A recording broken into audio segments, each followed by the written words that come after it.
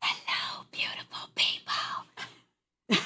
Sunset said she had to brace herself when I come on. Hello, beautiful people. Welcome back to an all-new episode of Point of View, your go-to spot for everything trending on your timelines. Coming up on today's show, former Vice President Kamala Harris is making headlines after calling for the voting age in America to be lowered to 16.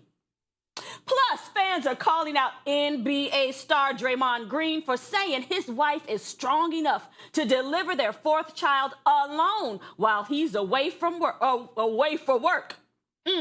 Later, we're diving into Girlfriend's Guide, Mind, Body, and Soul, and of course, our co-host Sunset and Willie. Yes, they're gonna be here to break it all down, and we have our host Tally that's gonna break it down. So come on in, join the discussion. You're watching POV.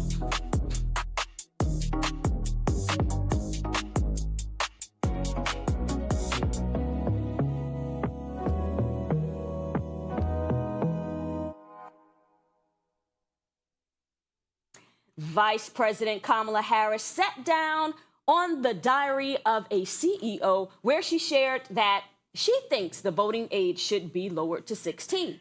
Kamala says that Gen Z has been shaped by climate change, climate anxiety, they have coined the phrase, and an economy where even a college degree might not even get the bills paid. She says that if they're living in the consequences, they should help choose the leaders. How do we feel about this? Are 16-year-olds ready to vote? You know what? I know that this is probably not going to be in line with where you guys may be going with it, but honestly, honestly, I don't see a problem with, possibly lowering the voting age to 16, because right now, children have access to information that we just didn't have. We were so my mom, not we, because, my mom's house, she made sure that we were informed about what was going on all around the world, from religion to politics and everything else.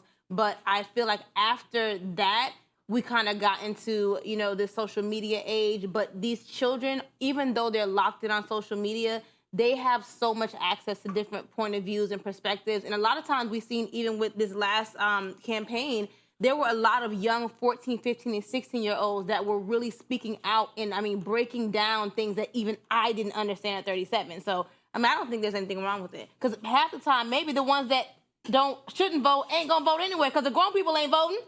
Ooh, I say, God, no. The 16-year-olds that I know do not have the capacity to be able to vote. And let me tell you, Kamala Harris, the reason that she's wanting to do this is because it's going to help the Democrats to be able to fake forth another election, because they can manipulate the minds of the teenagers, and that's all I have to say. Well, you know what? Hey, it may be interesting, because we see Kamala's tactics. If she can get 16-year-olds to be able to vote, honey, on her next campaign, she may have NBA YoungBoy. He bring the kids out. Okay, first off, I completely disagree, with both reasonings. Thank you. Where we were going with that, with Willie's. But no, I don't think at 16, listen, if you don't have capacity to contract, you shouldn't have capacity to vote. That's as simple as it is. If I can't sign a contract to get a car, to actually own an apartment, I should not be able to vote. At 16, some people are still being peer pressured to become who they are going to become. So they're influenced heavily by their parents, their peers, and other people around them. I don't think at 16 you can make a sound decision on whether or not the world needs to go in whatever direction it's supposed to be going. You haven't had enough experience. Yes, that's what but I do see the other side where if we do lower the vote to 16, we would welcome more of our people into that pool, because a lot of our people, and that's just by default, die young. So their say-so may be more poignant at age 16 because of their experience, their level of experience, and that's only speaking on our community. So However, I we still want them don't to think, vote and then die. no, I don't think so. I'm not saying vote and really? die. I'm saying I see the perspective that she's saying, but I still don't think that legally it should be something that a 16-year-old should be able to do. If I can't have capacity to contract, why the heck would I have capacity to sign off on who's going to be the president? Like, And why do you think is there such a difference between the contract and the voting? Why do you think that is such a comparison? Well, America is based on contracts, right? Everything you do is a contract. No, and this is just a serious conversation where, again, to even sign on a house, to even sign on a car. And when you turn 18, I don't want to get too deep into it, but on the private side, it's called the SESTA V Act. I don't know if I'm saying it right. SESTA V Act. It says once you are 18 and you have capacity to contract, America still owns you by law. And they took out a UCC lien on you stating that they're going to make decisions on behalf of you. So if you don't say, hey, I now know that I have capacity to contract and I can make my own decisions, they will make those decisions for you. That is why a lot of times we're paying for a lot of credit cards and debt and all of that. That was on purpose because they own you still. So again, at 16, you don't have capacity to contract. That's intentional. So you shouldn't be able to vote because I don't even have capacity to say if this is okay or if this isn't. Well, that's a good point. We say 16, you don't have the experience, perhaps not even really fully developed in your ability to not be influenced. But then at 18, and then we have, older people who are, obviously we saw in this last situation that there was a huge influence even on the Christian community who says they love God. So I'm not going to go, Willie. I'm not going to go. That's up for people to decide on their own. Obviously, they did. But, what is the difference between the experience of a 16-year-old and an 18-year-old? Well, that's the thing with America, guys. If we go back to the reason why America even changed the law to why we can only drink at 21, it wasn't because they cared about you being 21. It was because they wanted more access so you can be able to drink. So they wanted to agree with the other countries. So it's not really a moral issue here. 16 and 18 is not much of a difference, but at 18, you have to make those decisions. You are graduating. You have to still go to college or decide not to. You have to make those decisions. At 16, you don't have to, so you don't have to think about them. That's the difference. I think it needs to be 25. And a lot the of reason I people say say that that is because you can't even run for Congress until you're 25. So if you want me to be 16 to go vote for a person that has to be 25 to even put their name on a ballot, then I think you need to be the same matching age of the person I'm going to vote. You got to be 35 to run for president. So all these have age requirements, but yet you want me to take my 6-year-old to come vote for you, that you had to meet another age requirement. So I feel like you're not really an adult, and especially with men, the frontal lobe ain't fully developed till they're 25. I think now they're saying 32. Oh, so they moved it up. I'm going Y'all keep just regressing here. Don't do too much. Hold up now. This is why we gotta raise these men, y'all. Yeah, I kind of I couldn't agree with that. At 16, I really couldn't see that really happening. And a lot of people in the comments did say that it really should be older.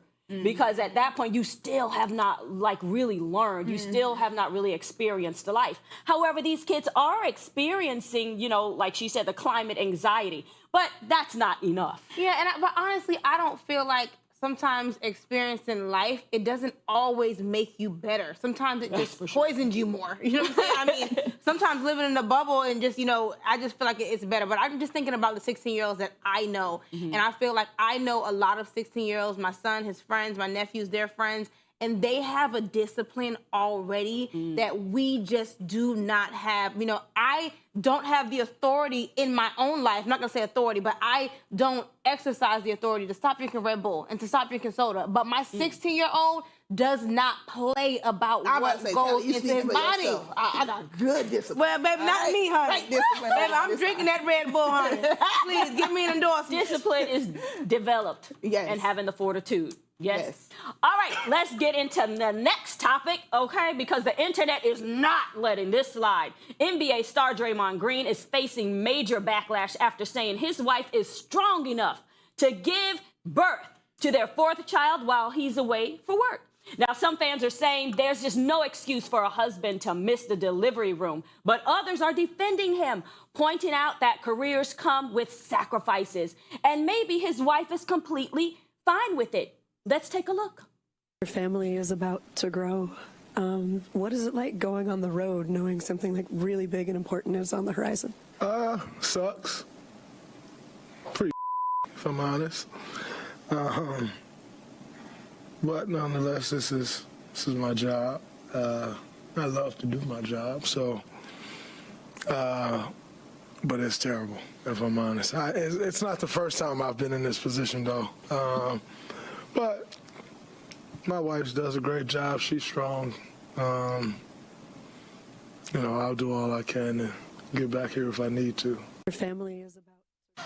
You look like you ready to I don't say see nothing wrong with that. I don't see anything wrong with the way that he actually said it, but the way we're painting the story, Raquel, it was a little different now. Now, the way he's saying it is saying that he has to go to work because that's what pays the bills. He's the one bringing in, and that he will be there for me. So if it's a mercy, you have all the time where there's people out that get a phone call because you can't help if you at the office and your wife going late. They have paternity leave. Okay, we don't go to this status. You're literally part of the 1%. You're telling me you're part of the 1%, and you still not able to make important things happening in your wife's this would life. be different if it was the first child. It's not different. It Okay, is. no. You know what's different about it? Let me tell you what's different about it. It's the fourth child. What's different about it being the fourth child is at this point, he knows what the schedule is like. Yes. So at this point, y'all need to be planning when this baby gonna be made, so you gonna be there for the birth. Exactly. That's what I wanted to say. It's like, yes, I get it. You're working, but we got to prioritize. No, just like you said, it's the fourth child. This is, that again, fourth child attack on a deserved the man. same attention to say that daddy was there at birth. And I think he is still bothered by it as well. So I'm not going to say it's just on him.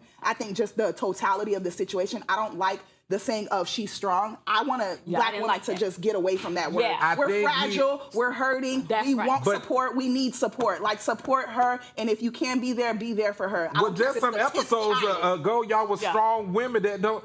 I'm confused. You are confused. Y'all make up your mind. You're stronger, you're not.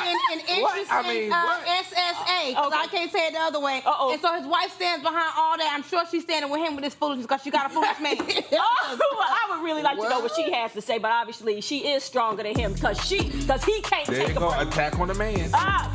We'll be back, y'all. We'll be back.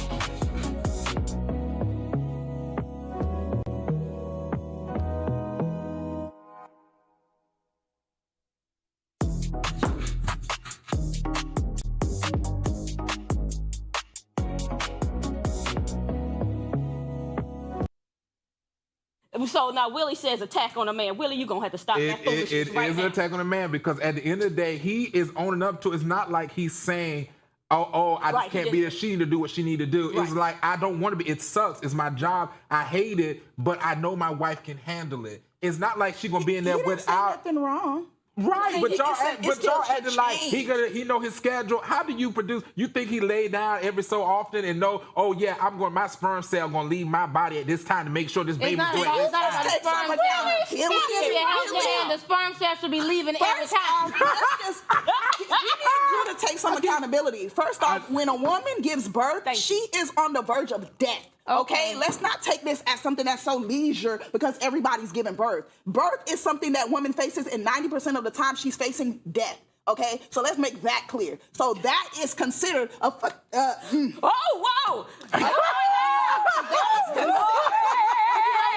know what I do want to say, Willie? What I do want to say is, as far as you talking about attack on a man, at what point do you sit with yourself and really realize that you're a victim? I am not a victim. I mean, the way you are I'm trying to tell you that this is something where it's always the man is wrong. He should have been there. He's doing that. No. And he's doing what he's supposed to do as his job. Willie. And I stand behind them. Donate to our organization at houseoftimmy.org. Johnson said it was. There you go. Change the subject. Absolutely. Really be on some foolishness, y'all.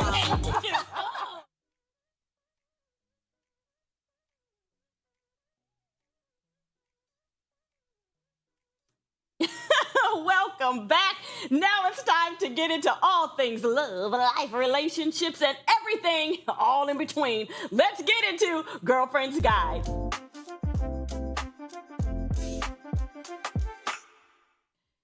Marriage in America is on life support, almost flatlining, y'all. And now the numbers are shocking.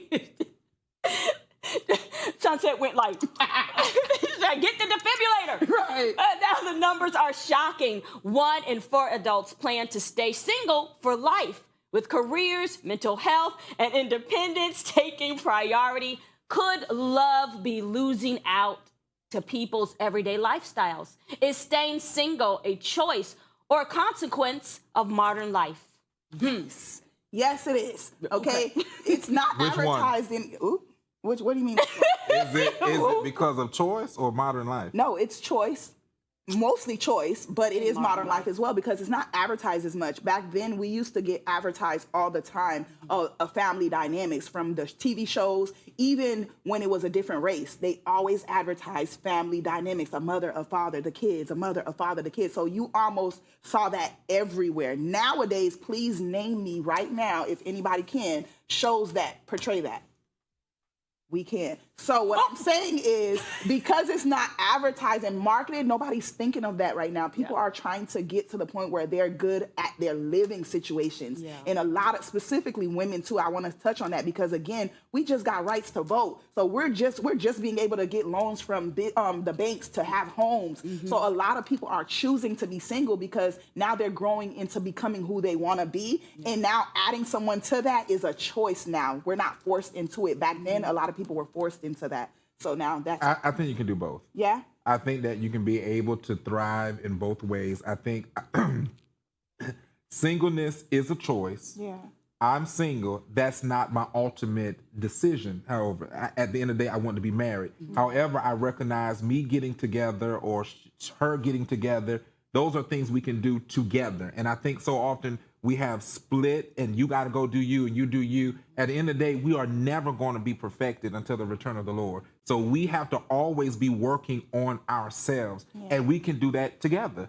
And I feel like that's what I love that because I think it's the beauty of it. Like I get to see the little quirky thing that you do to get on my nerves and let's talk about that so we can build together. That's what I look at, Yeah, no, I agree. I love that. I just, it's just not what it is today. Yeah, I feel like, this is a time that we're living in, unfortunately. And, it always makes me think about that scripture where it just talks about, in the end times, men or women, people will be lovers of themselves instead of lovers of God. And I feel like that's just where we are right now. Everyone is so distracted, focused on this superficial super dome that we're living in. To me, I feel like this is a Hunger Games. I feel like this world just really isn't real sometimes. And I know I'm going far-fetched, but that's just where I'm at with it. I just feel like we're just so lost to everything in the original design of the way that it was created to be. And, I hope that we have more time to get it right. But every day I wake up and I just feel like, oh, my God, we're further and further away. Yeah, Yeah, what that's else? true. I agree. Yeah, I like this next question, though. Yeah. What is it? Go ahead. Does economic instability make marriage unrealistic? Yes. Yes, Yeah, it does. you think so? Yes, it absolutely does. Yeah. Because when the economy is not stable, when you can't figure out what to do, how to do it, when layoffs are at the climate that it is today, it's like people make decisions of being with their partners based off what's going on in the economy. Like some people can't afford to date. We want to talk about being realistic. A lot of people can't even afford to date right now. So when the climate in the economy is failing, so will marriage, so will relationships, so will family dynamics. A lot of people, when they're stressed, it falls on the family dynamic. So then there's separation, there's divorces. The number one reason people get divorced is because what? Financial instability. Yeah, and I believe that goes back to the fact that people are, together for the wrong reasons in the first place. Because even when you look at other races, it's the same as like the family dynamic and marriage and things like that, where they come together and they build up each family, each home, and there's maybe 4 or 5 families living in one house until they can accomplish a common goal. And I just feel like, as far as the Black community, that's something that we see often, and it just trickles down into every aspect. So eventually it will affect marriage and the family dynamic. But it makes so much more sense that in times of financial instability, for you to partner up with someone and to work together versus you working so hard when rent and mortgage is and interest rates are sky high, and you're trying to accumulate everything on your own, and you don't want to work together with somebody. Like, how much sense does that make? Well, contrary to popular belief, Black marriages have gone up. All right, I just wanted to add that. How do we get to that place where we're just like, you think it's been like shoved down our throats that it's more important to be single, to be by ourselves and try to build on our own rather than come together and build together, like you were saying? Here we go. Go ahead, Willie. The LBJ Great Society incentivized the welfare state, calling for the single household with no father involved. And that is why we are now having to get rid of that political stigma that women being in there single and needing welfare was the way to go. Now women are wiser, they're stronger. No, you don't like it, but they're able to get out there, the word strong women, but they're able to get out there and do what they need to do. And now they're saying, I'm okay with having a household coming together. And I think that was taken away maybe about 60 years ago when, we talked about the sitcoms and stuff. Yes. That was when you saw the Cosbys, you saw all that coming together. Then you started seeing that trickle to where everything is, the woman hollering at the man, you no good, get out the house, that I can raise my kids. Now they're coming back and saying, what was all that nonsense? What did we accomplish? What did we get to when we were dividing our own people? But we allowed a white, racist, Democrat, no good, weak-kneed, jelly-back power trash to determine for us what we need to do as a people of color. And so that's all I had to say. Man. I love to hear you say that you're a people of color. At least, right? Woo! Moving into our final segment of the day, and this is part of the show where we pause and reflect on what truly matters. Let's get into mind, body, and soul. Woo!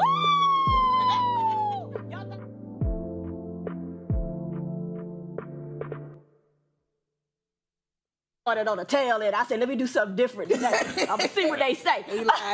Thank you. A new study just revealed something wild. Gen Z is unhappier than middle-aged adults for the first time ever. Think about it. They're juggling school, work, social media, and bills while everyone online seems to be having it all together. Seems is the operative word. Meanwhile, middle-aged adults are feeling more stable and even a bit happier thanks to careers and solid friendships. In your opinion, what's going wrong for Gen Z? And what's your advice on how to find joy when life feels really heavy? You need joy in God. This is a godless generation. And the Bible said that very clear, that it would be a generation who knew not God. And when you have a godless generation, if you look at them, whatever they want to say they believe in, but if you look at it, there's like an absence of belief. I walk around and see so many like young people is like sad. Something is always happening. And that's where I believe it's up to our generation, because we are responsible for pouring back into them to say there's life, there's hope, because they see things that they don't have control, that we were just getting the peak of it. Like we were just coming into seeing an economic decline. We were just, now they're having to inherit what we were just peaking and seeing. So I get it. The world looks like it's falling on top of them, and they're the ones that's supposed to be carrying us or, taking care of us when we get older and so forth, and the Gen X, and they're having to wear that weight. But they need to return back to their first love and line up with that, because he gives always a promise to the people who can walk out in their exodus. And that's what I believe is wrong with this generation. Can we bring it down though? Can we be a little more tangible? Because I feel like this is more of an airy response, because I do agree, but I feel like it's too in the air, it's too broad. If we're really being honest, these children are impacted by the culture of the world, like what's happening in the world. I remember when we were in school, like we didn't have cameras all in our faces on what we're gonna wear to prom and all this peer pressure. Like it wasn't as bad. It was bad, but not this bad. So they're under a lot of economic pressures, but not even just that. Gen Z, they're dealing with more than what we dealt with, and the world is not allowing them to just be. You got to understand, even the food we're eating has more hormones. The food we're eating are not as real as it was anymore. So they're being played with in a lot of areas that we didn't have to deal with. So I think Gen Z is overstimulated. Like if I could put them in just a word to describe what they're feeling, they're overstimulated. Yes, they got the job pressure, social media and all that. We have that too, but they have it times 10. And the world is not basically, I don't know how to explain it. They're not catering to what Gen Z maybe need to be able to move forward with mental health. I think in our generation, we was not as pressured the same, so we didn't need access to it. Now we're hearing a lot more about therapy, mental health and all this, but do they have access to it? No, but we're hearing it more because they're overstimulated. But hasn't every generation had their issues? Yes. Every generation has had their issues, and you're saying like the catering to the mental health, but I mean, every generation has needed mental health help, and it wasn't available. It wasn't laid out. It seems to be a little more laid out now because we're talking about it more. But every generation has needed this, economics, or whether it's other facets. Wars are going on. But Some generations, the wars. Spotlight, Raquel. The difference is theirs is really Their in the spotlight maybe has just moved. There's a transformation with moved. technology. Like we got ChatGPT, we got stuff that's fast. AI, like they're seeing in their faces every second. Yeah. We didn't get it dished to us in the way that they're getting it dished to them. Like, oh, I'm not worthy, I'm not this. They're seeing that. Literally 8-year-olds, 9-year-olds are seeing this on their phones like, ooh, mommy, I want to look like this.